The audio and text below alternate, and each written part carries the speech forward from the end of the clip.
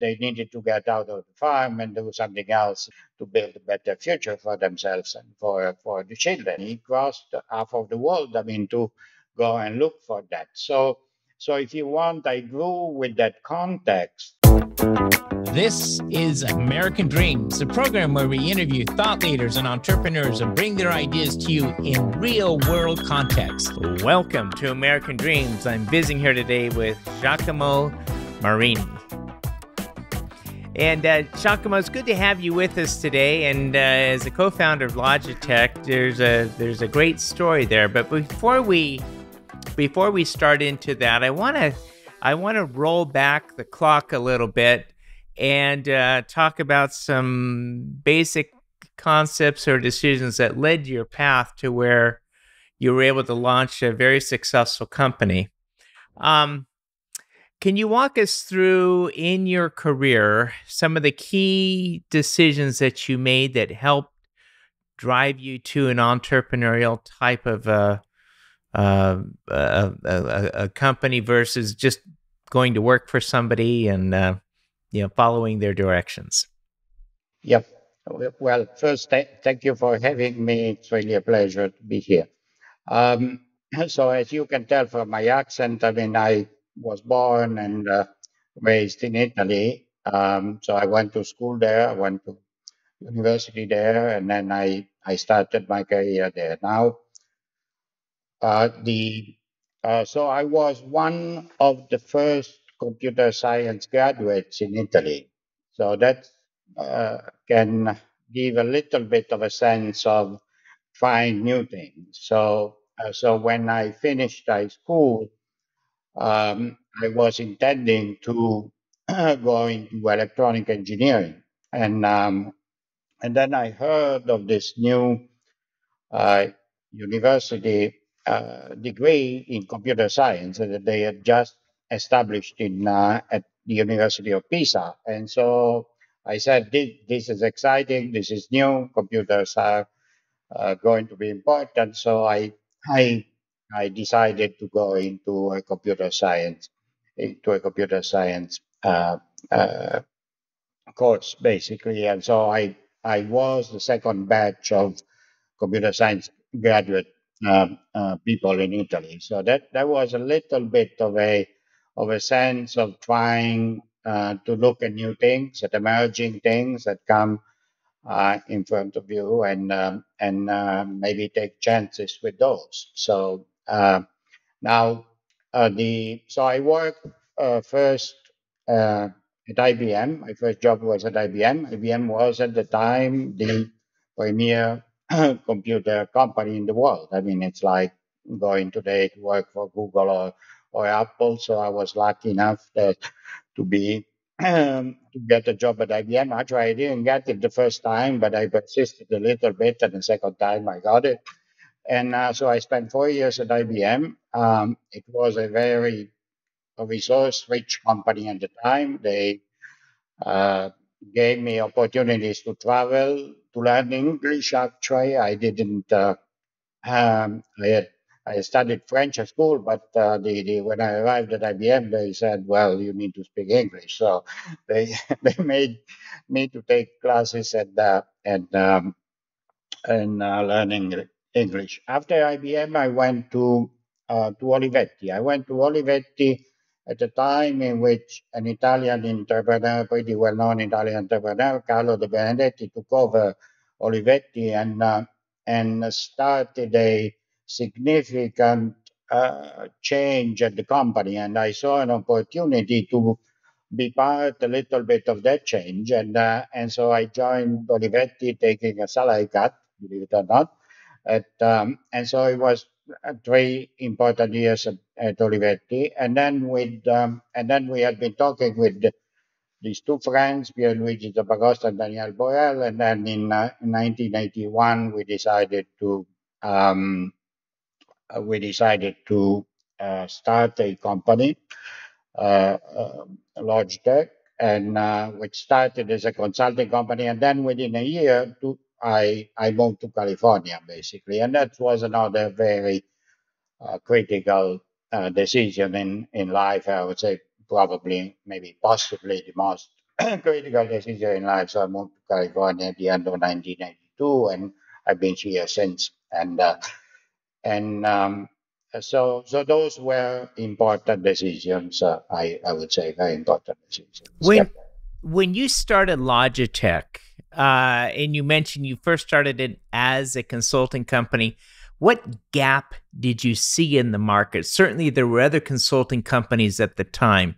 Where did you see the problem that you're coming in and the solution that you were bringing to the table? So there were two important things that we either by vision or by chance or by luck we sort of put together. One was thinking of hardware and software together. Okay, so we really got involved into projects that had a strong hardware component and software component at the same time. So that has been a little bit of a theme in all. I mean, definitely at Logitech for a long time, and we can go into that a little bit more. But definitely in my career, a little bit understanding the designing software and hardware together brings you much better products than designing these two worlds in isolation, if you want. And that was one important thing that we sort of realize. Okay, and then the second thing is that graphical user interface. What you see, what you get type of user interface. I mean, again, this is 1981. So 1981. I mean, all the terminals and the screens, which I mean, you had typewriters type of terminals for computers, and then you started having display terminals, but display terminals were mostly alphanumeric. They did not have graphics. They did not look like a page. They did not look like the pages that you were going to print. So the graphical user interface, we um, um, engaged in some projects that had a very important visual component first, bitmap displays at the time. So I would say these two elements, hardware and software, designed together and thought of and architected together. And then the second thing, the graphical user interface, the what you see is what you get type of display, if you want. So those were some important thing. And later, if you want, the mouse grew. So in one of the very first projects that we did for a customer, we used the mouse interface, and that was the way that we got sort of familiar with the mouse. That then became, if you want, the first important um, um, uh, significant business of Logitech going forward. Yeah. When you look at today's computer industry versus what it was in the 80s and 90s when Logitech was going, what what do you see are the key uh, differences? In other words, if you were starting a company today, do you can you identify some of the gaps that are existing within our current market that need to be filled in? And if that company was Logitech, what would you see would need to be done? Well, I don't know if I would dare to talk about the gaps today because I would leave that to the entrepreneurs of today who are I believe more in tune with what is going on. So I might see certain things, but at the end of the day, and we can touch on those for a moment in a moment. But I think that a big difference between um, early 80s and today is how much simpler and faster is to develop products today. I mean, definitely the the software environments today allow you to do things in a much faster. I mean, two orders of magnitude faster than we could do in the early 80s. So I mean, and also the the hardware tools that there are both in terms of design and simulation and so on and so forth. I mean, I incredibly much more powerful than they were today. I mean, we were working on machines with 32 kilobytes of memory, that are 64 kilobytes of memory. We were looking at CPM machines. I mean, early MS-DOS machines. I mean, so clearly. Um, Clearly, designing products has become incredibly uh, easier and faster. Okay, and which allows you to design more complex product in a much shorter period of time. That's for sure. Uh, of things that today I believe are important, but not in the most general sense, but of the things that I'm a little bit more aware of and is really robotics. Robotics for the home. I mean, at the last company that I ran, I mean, Nito Robotics, we were we were making robots to clean floors, and we were thinking of other robots to help you to do tasks around the house. That I think remains a an underinvested area in my book. So there is an opportunity to build more. I mean, clearly, floor cleaning robots have gotten pretty advanced and pretty useful and pretty inexpensive. And so, but there are many other tasks in the house that you could do with robotics. I mean, with the right investments and with the right, with the right, if you want, skill set. I mean, like loading and unloading your dishwasher, taking the dishes out of your, I mean, from your table back to the sink or to the dishwasher, folding your laundry. Um, uh, Cleaning your sinks and your toilets and that type of stuff. I mean, so there are a number of things. So when you think about the activity in the house, there are a number of activities that most people would rather have something else do it or have somebody else do it. And so this was cleaning the floor was an obvious one if you want, but there are many other tasks like the one that I mentioned. So there is an opportunity there and there is an opportunity of building a number of specialized robots that do specific tasks, and they do them quite well at a cost that is affordable. So you today you can buy for a cleaning robot anywhere from $200 to $1,000 if you want, and you can build robots that do some of these other tasks in that same in that same price range. I mean, but somewhat the industry, but it is hard. It is hard because these are very complex architectures of hardware and software, and it's hard to do it inexpensively. So there is a challenge there for people who want to take that challenge and go forward. You know, one of the things that Logitech did very well is they gave a universal look across the globe of the company model, going across several countries. Yep. What do you attribute to the success of that? A lot of computer companies get started up, but few are able to scale globally, such as Logitech. Yeah, that's a very good point. We were global from day one back in 1981. Okay, so we started in Europe. We had some first contract with Japan at the beginning. I mean, that was very far away. I mean, these were times where it would cost you $2 or $3 a minute to make a phone call. Okay, I mean to make an international phone call. I mean, and of course, I mean there was no, and there and email was even primitive at the time. So, and then we moved to California, and then if you continue that, I mean, in '86 we started going to Taiwan. I mean, and establishing a manufacturing base in Taiwan. We started going to China in 1989. Okay, nobody would go to China in 1989. So there was this thinking global, I mean, which is incredibly much easier now, but was very complicated in 1981. And it was quite, maybe we, as the three founders sort of reinforced themselves in that thinking, if you want. I mean, being a little bit fearless about that.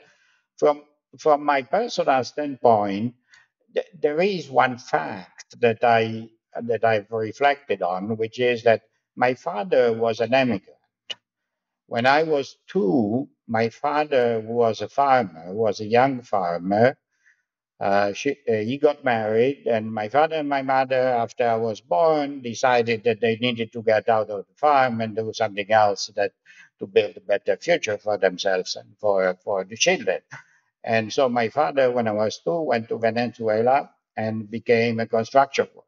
So the upgrade from being, if you want, a farmer to a construction worker might not sound that big of an upgrade, but it was for him. I mean, it was opening up to a completely different world. But again, he crossed half of the world. I mean, to go and look for that. So if you want, I grew with that context of somebody that can cross around the world, and then he came back, and then he went out again for a second time, and then he came back in '61.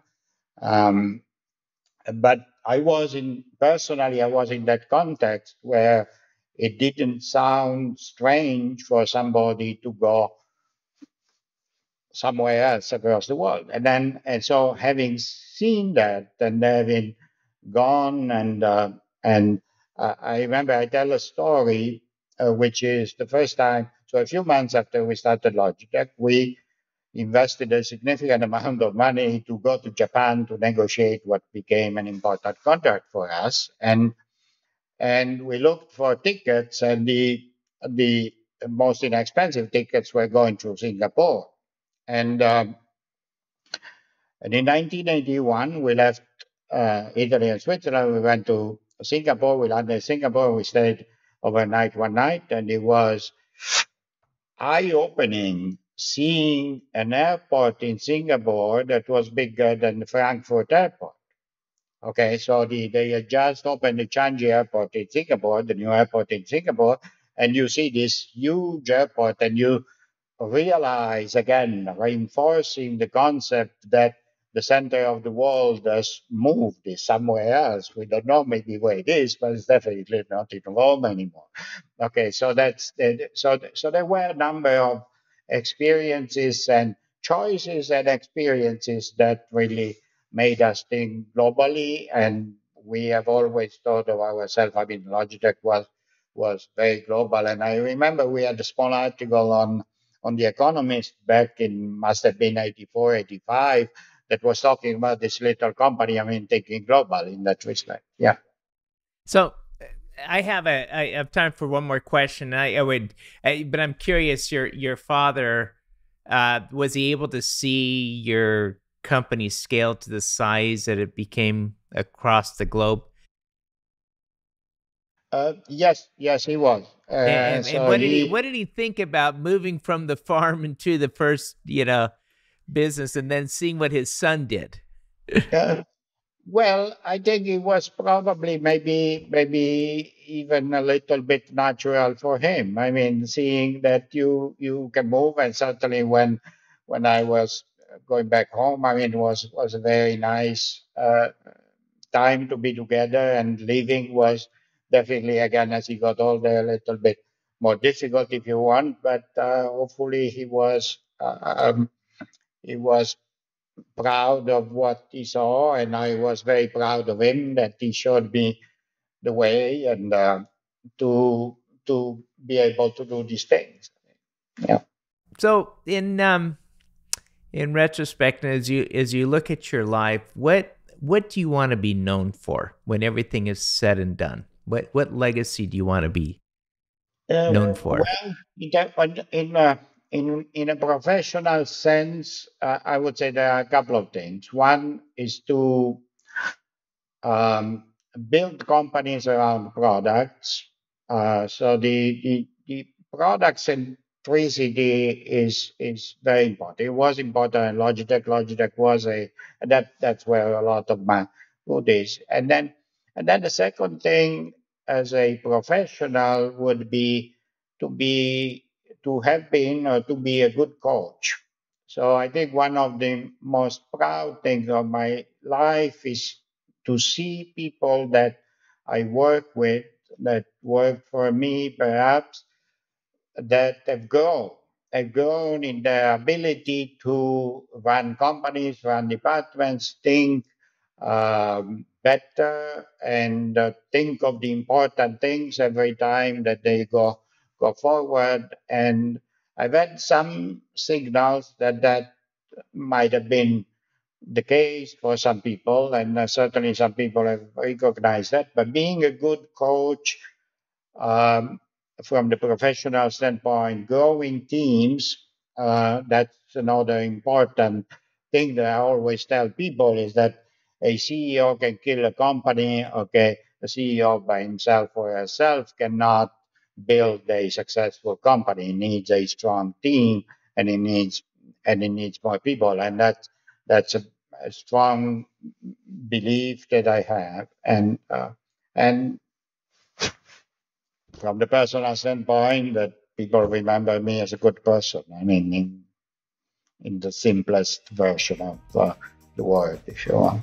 Giacomo, it's been a pleasure having you with us today on American Dreams, and we feel there's so much value there. We really appreciate all that you're doing, not only to bring this world this technology, but also you've also helped to enable and giving back into the lives of several students. Thank you so much. Thank you. Thank you for having me.